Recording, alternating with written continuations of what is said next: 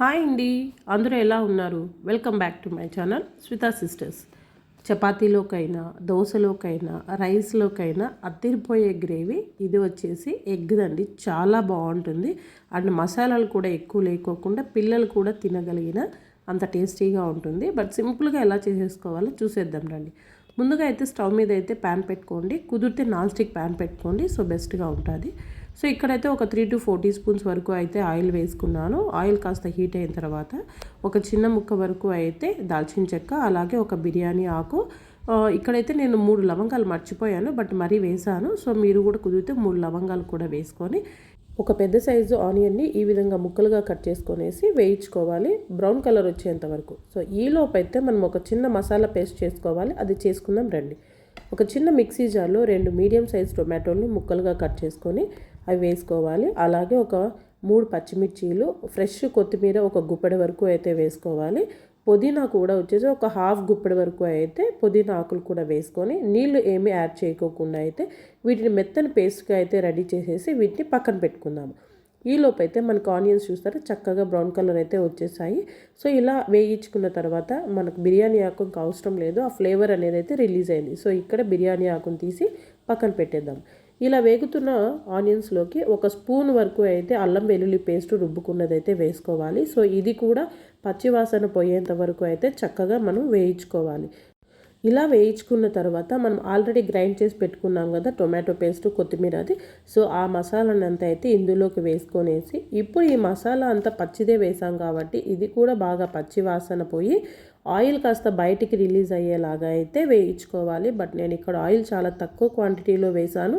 So oil అనేది మనకి చాలా తక్కువగానే కనిపిస్తుంది. ఒకవేళ మీరు ఎక్కువగా వేసుకున్నట్లయితేనే మనకు ఎక్కువ అనేది ఆయిల్ రిలీజ్ అయినట్లు కనిపిస్తుంది. సో ఇలా అంతా వేయించుకున్న తర్వాత ఒక స్పూన్ వరకు అయితే సాల్టు, అలాగే కారపొడి ఒక స్పూను, ఒక 1/4 టీ స్పూన్ వరకు అయితే పసుపు, అలాగే ధనియాల పొడి కూడా వచ్చేసి ఇక్కడ 1 స్పూన్ వరకు అయితే వేస్తున్నాను. గరం మసాలా కూడా జస్ట్ ఒక 1/2 టీ స్పూన్ వరకు అయితే వేసుకోండి, మరి ఎక్కువ వేసుకుంటే ఘాట్ అయిపోతుంది. సో ఒక 1/2 టీ స్పూన్ వరకు అయితే గరం మసాలా కూడా వేసేసి వీటినన్నిటినీ బాగా మసాలాలో బాగా కలిసిపోయేలాగా అయితే ఒకసారి బాగా మిక్స్ చేసేసుకోవాలి. ఇలా మిక్స్ చేసుకున్న తర్వాత మనకు గ్రేవీ కన్సిస్టెన్సీ కోసం అయితే నేను ఇక్కడ 1 గ్లాసు వరకు అయితే వాటర్ వాడుతున్నాను. మీరు మరీ పలుచగా అవుతుంది అనుకుంటే వాటర్ తగ్గించుకోవచ్చు, బట్ కన్సిస్టెన్సీ అనేది మనకు ఉడికిన తర్వాత సరిపోతుంది. ఇలా 1 గ్లాస్ వాటర్ వేసుకున్న తర్వాత మసాలా అంతా వాటర్లో బాగా మిక్స్ అయ్యేలాగా అయితే కలుపుకోవాలి. సో ఈ మసాలా మనకి ఉడకడానికి ఒక 5 మినిట్స్ అయితే హై ఫ్లేమ్లో పెట్టేసి ఈ మసాలానంతా ఉడికించుకోవాలి. ఇలా బాగా ఉడుకుతున్నప్పుడు బాగా బబుల్స్ వస్తుంటాయి కదా, సో అలా ఉడుకుతున్నప్పుడు ఫ్లేమ్ని లో ఫ్లేమ్లోకి అడ్జస్ట్ చేసుకోండి.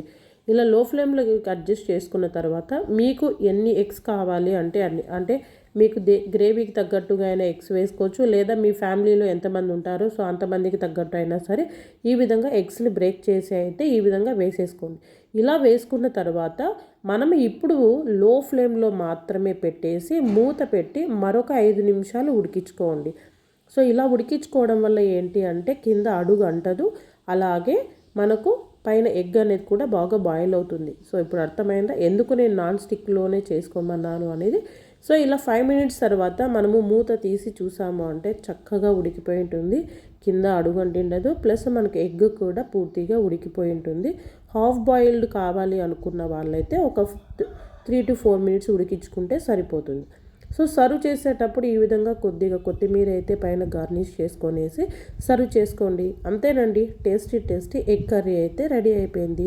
అలాగే నా ఛానల్ని సబ్స్క్రైబ్ చేసుకోండి.